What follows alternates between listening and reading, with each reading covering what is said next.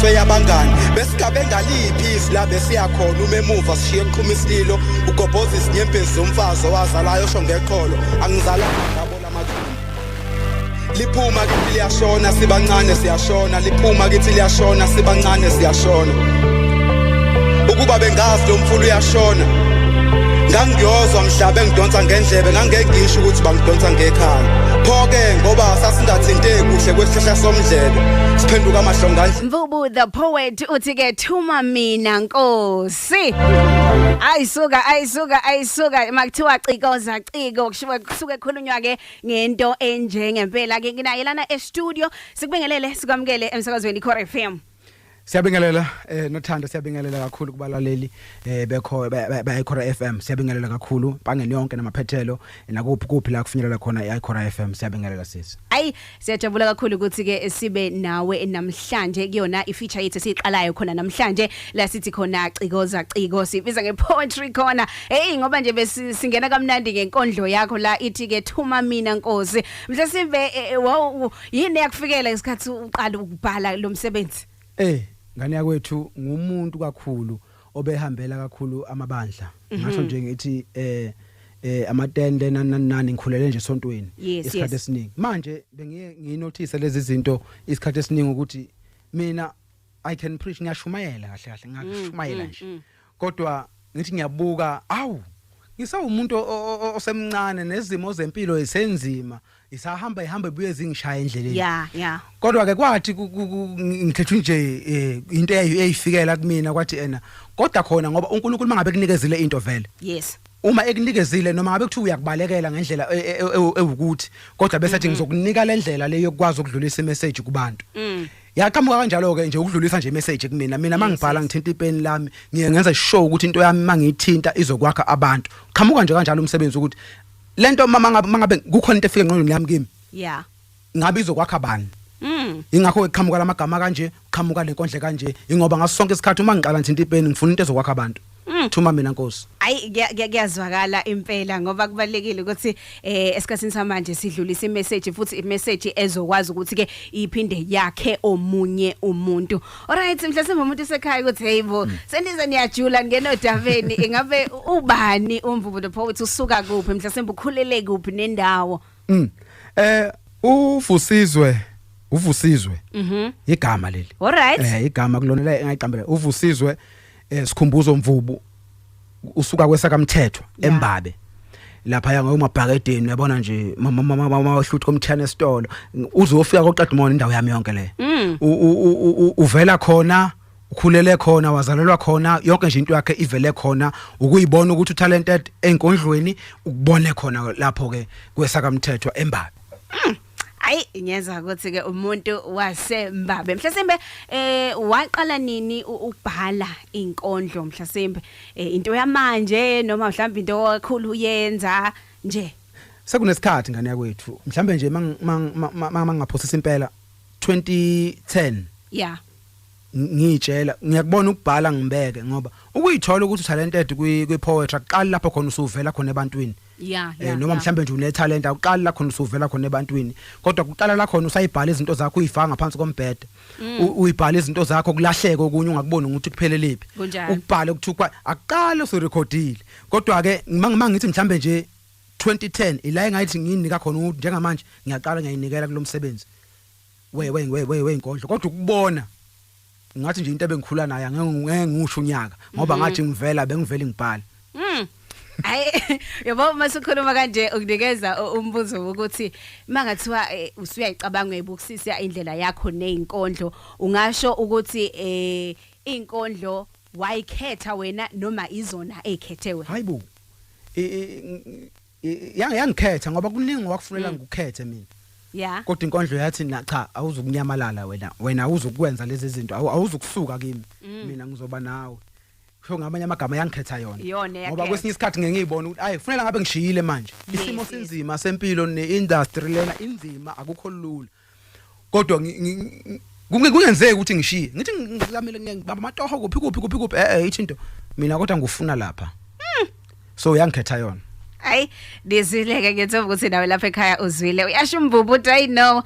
mina inkondlo iyona yangikhetha akikhethanga yona mhlesimbe ke siyazi ukuthi ke baningi ke osonkondlo abakhona out there siyazi ukuthi ke into ke yeinkondlo ukuthi ke abantu ke beqale beyinake akuyona into abantu bavele bayinaka nje manje kodwa nje isuka kude indaba yenkondlo abantu abaningi ke bayazi mhlawumbe ngosiboda poet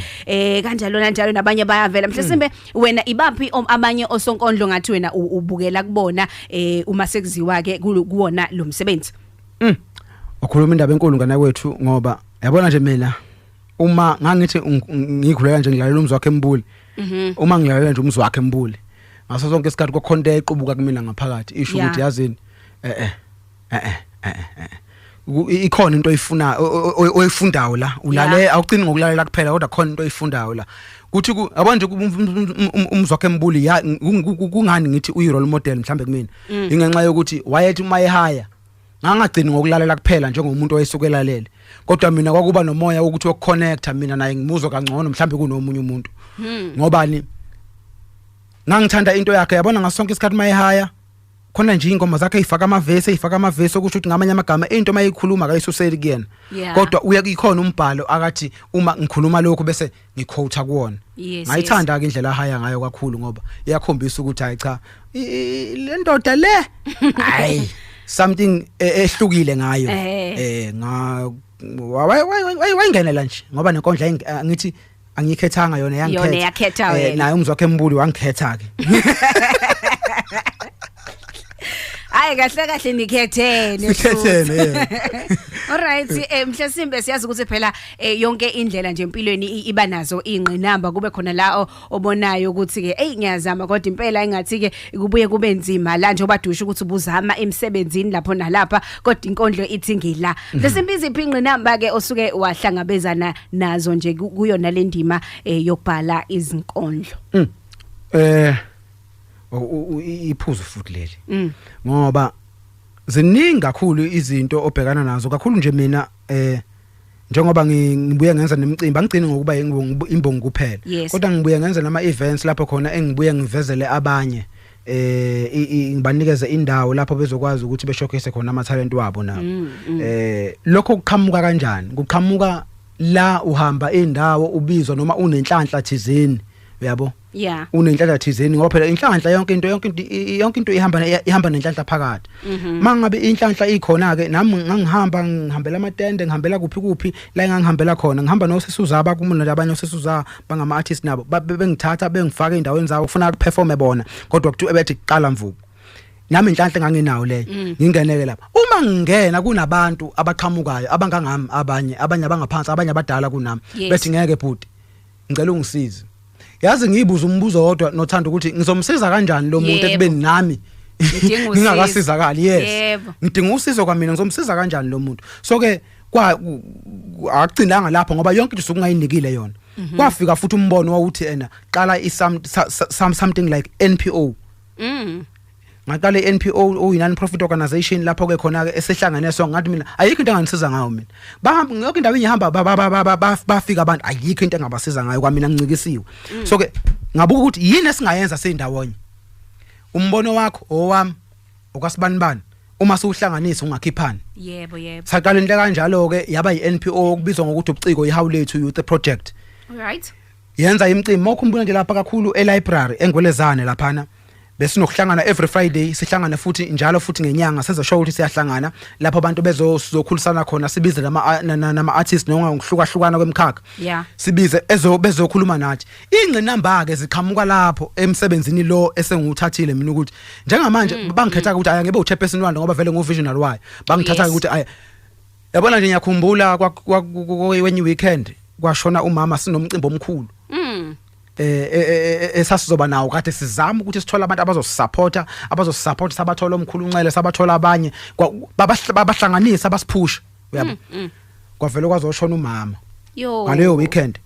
ngabona lapho ukuthi kahle it's fine angisho ukuthi konke kungami kodwa kwalimaza ngisho umcimbi wethu omkhulu esasikade sitshala imali kuona senza yonke sithi sifuna ukuthi ube khona lapha engwelezane elibrary akazi uzwenzeke yabona leyo challenge leyo yangilimaza kuze kube manje ngisho hayi i-challenge enzima kakhulu le ngabhekana nayo ukuthi ngivele ngidlulele nje umzali kwalimala into ebesikade siyihlelile so ama challenges maningi sisi kodwa le amanye ngonjalo uthi uyafika ko library ufuna ukwenzela abantu yes ukuthi bengene phela beshaya ama shows bekhulume kube kuhle beshaya into zabo bevele bekutshela ukuthi indawo asikwazi ukuthi sikunikeze yona lapho abantu bathembele kuwena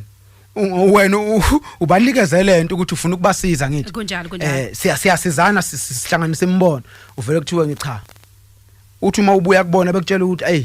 abayi understand kahle lento sekungazi ukuthi uwe umuntu ongenzi kahle nongaperform kahle izinto eziningi obhekana nazo la kulomkhakha lo once wayitshela nje vele ukuthi hayi cha sengiyinikele kunama challenges amaningi kakhulu kodwa lawa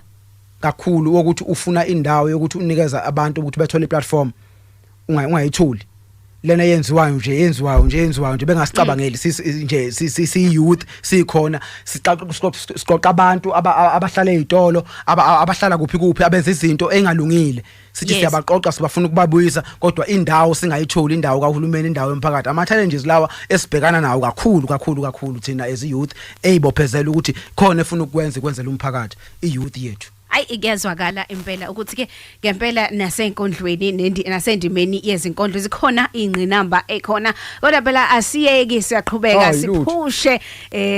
sizame ukuthi ke lento yethu igcine isiphumelele ngiyazi ukuthi uyabala ukuthi ke niyenza ama project lapho nalapha yana host ama events and so forth mhlasimbe wena mawuthi uyayithatha uyayibuka uyibona kuphi ke nenkondlo in 5 years to come Nkosi yami. Noma umncane u5 years kule game. Alright. Yazi khona umunye wangibuza lo mbuzo umsakazi nje phela wayisakaza kahle njengawe noThando. Wangibuza lo mbuzo wathi uyibona kuphi in 5 years. Ngakhuluma ngathi ngiyibona ngikuphi kodwa wadlula u5 years ngangayibona ngilapha. Ithini ke lento engishoyo sisi. Ithi kuyenzeka kwesinye isikhathi mawungena lapha endimeni uyitshela ukuthi wena ngosuku lokuthi nangonyaka ukuthi ngenyanga ukuthi ngizobe sengila yes uvela uthola ukuthi akwenzeki bese uya give up ngoba manje yonke into obuyigalele yona muthi uyabuka ontanga yakho bonke bayile ema university bese zonke izinto bafunda baqedile manje yonke into bayasebenza banezimoto manje bayaganwa manje wena umile wena nenkondlo yakho lokhu umile lapha nenkondlo yakho ngithi kodwa yakhetha umile wena nenkondlo yakho lapha umile kuningi okungenzeki so ngingathi mina ngokwami yonke into yami sesinothando ilele ukuthi uNkulunkulu ungicabangelana ngaleso sikhathi umbheka ukuthi sengistrong kangakanani ukuthi ekunike lokhu njengamanje ayibali iminyaka ngoba ubusuka bukho kuzwakele ukuthi ke uthi yena uphosa yonke into ke kuNkulunkulu uyena ozomhlelela indlela ngoba singahlela thina kodwa ke egcineni kuphinde kube uyena owazi ukuthi ke sidingani mhlawumbe ngoba siku February kade ngisho le ndaba ukuthi ke sisenyangeni yothando inyanga phela le yeyithandana abantu abaningi bathi ukuthi inyanga yeyithandani mhlawumbe isho ukuthini kuwena lenyanga njengembongi siyazibola ukuthi imbongi kuthiwa imbongi ibhala ngayo yonke into akukho okudlulayo niyabhala nje nibhale iso liyabuka liyaleyo Nkosi yami isho ukuthini kuwe lenyanga ngana ukuthi isho ngathi inyanga yothando singayi deep kakhulu kodwa nje inyanga yothando samukele lokho inyanga yothando ngingathi mina ngokubuka kwami akuyona inyanga yothando kulowo othandiweyo wakho kuphela lo osondelene naye mhlambe like nje ngokuthi cha intombi yami noma umakoti wami kanjani yes ngingathi mina ngoba kunabantu namhlanje mhlambe nje mina ke ngikhuluma mhlambe mina nje mhlambe ngaganwa nyakalekisa ngaganwa ngadlulela umkami ngase ngiyitshela ukuthi angeke ngisaphinde ngithole omunye umuntu ngoba loya ngangithemba mina sofa silahlana manje uthando alipheli uma sekudlulele upartner wami kunjalo uthando liyaqhubeka lukhona uthando benginalo ngalikhiphela kwingane zami uthando benginalo ngalikhiphela kwifamily yami uthando benginalo ngalikhiphela kuphi kubantu engisondelene nabo ngingathi nje mina into ethi kulenyanga yothando ithini into yakho mvuba ngithi umbuzo ukuthini ukuphawula wakho kulenyanga yothando ngathi nje mina asikhombisane nothando noma ngabe kuthiwa kuyena upartner wakho ngokuthi mhlambi ngoba indoda nomfazi asikhombisaneni uthando nothando ngikhombisa uthando yabo ngaleko ukuthi mhlambi ngoba Uyezwa siyacikoza ngisho sikhuluma ngani zakwethu. Asikhombisane uthando ekhaya ukhombisa uthando. Ungalindeli ukuthi uzokhombisa uthando kumuntu wakho kuphela. Awubakhombise nasekhaya uthando ukuze bezokwazi ukuyibona lenyanga yothando ukuthi ibaluleke kanjani. Kunabanye abazamayo abashelayo abangaqonywa mfethu. Yabo? Akusho ukuthi uthando abalidingi this month. Oh yes. Asibabeki ngaphandle bakhona sibafake la. Bonke abantu balidinga uthando sikhombisane nothando singabantu. Ngoba sakhiwe ngothando. Hayi impela kuthiwa ke wonke umuntu akakhombise uthando hayi kwisithando sakho ngoba nakho ke mhlasimbe kuwe kuyintombi yakho noma ke umuntu wakho kodwa ke sonke nje emhlabeni sikhombisana uthando umama ethanda indodakazi ithanda umama ethanda ubaba sithandane nje emhlabeni uthande lo mama nje udlula ngendlela lapha ya ngakini sithandane nje emhlabeni futhi ke uma sithandana kuningi ke singakunqoba ngoba uthando lunqoba konke mvubu mfethu ngaphambi kokuthi ke sigoqe lento lena mhlasimbe athina wakho awokugcina nje amazwi amokugcina ngana kwethu ngiyabonga kakhulu ngayithuba osinikeze lona nothando neCora FM. Yes. Leli elifana naleli lizosiza lifukule amakhono abantu abaningi kakhulu. Lento eniqala namhlanje ngiyajabula izovulwa yimi. Mhlambe ngizoshiya ugcobo namhlanje ulinamandla wonke umuntu nami uzohlala lesi studio ade ngihlele kusona lesinye isihlelo. Oh yes. Ngizoshiya nje into lami ukuthi akushube manje. Akushube every Thursday poetry corner siyayithanda kakhulu ingakho sithe namhlanje nathi soba khona so isupporter siyabonga kweicora FM nangokuvumela ngombono wakho omuhle kangaka siyabonga kakhulu ngiyabonga nje ngiyabonga awu nkosiyami nathi siyabonga kakhulu lana kwi-Midday Sensation na kwiCora FM ngaphambi kokuthi ke sikudedele mvuba ukwazi phela ukuhamba ukuthi ungashiyanga no line ababili abathathu sizwe wena singasezwa phela lo mkeneleze besuza sizwe wena ngqo yebo lwaqobuka uthando ngathunywa ngashawa luvalo simomondiya waketezela amadolo bheka ngoba ngibuka uphuma la ngasikothe konje bengiyini mina into yasemjondolo ngokwami bengifisa nje ukubuka unyathela ngalabo bantwana uhamba umhlabathi uzwa wena ngangizozibusisa ngikude nje ngokubuka kodwa lokho ishilo lento evele kujuleni kwenhliziyo yami bheka ngoba ikhuluma nezimbambo zami yangitshela iyayithiphisa ithi ukuloya umuntu wesifazane njalo uzakwenu owahlukaniswa nani eminyakeni mangaqhubana nokulalela lo muntu nobesaba kwakhe nina nizoluza bheka ngoba kwanyakaza umzimba wonke ngiyazilahla ngiyakhona mawukhumbula kahle ngasho ukuthi angiyithumile kodwa ngithunyiwe sithandwa kuwe yebo nguwe yebo ngahlanya ngingahlanya cishe kohlanya injabulo yayikhona kodwa uvalo loshuku ngiminya mangubuka ngisho ngenhliziyo phela mina ngisakudinga ukubona ilanga nokukhanya kwalo kunokukhanya kwanele ngikubona kulamabhanyaza amehlo emehlweni akho kwakubhalwe injabulo lentokozo uthandweni lwethu izifiso ke zafezeka bheka ngoba namhlanje bengicabanga zonke izinto uNkulunkulu akangibusise ngaze ezincane nezinkulu kwafika isikhathi lapho esibusise suwe sifinyelela emqondweni wami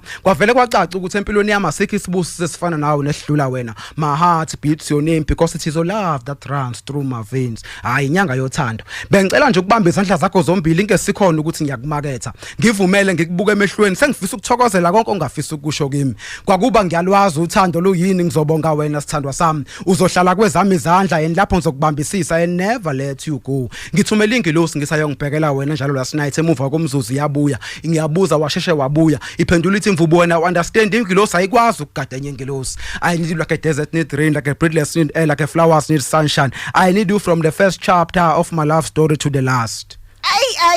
Mvubu the poet Wemvubu mfethu senzani hawe ma Sisijikayo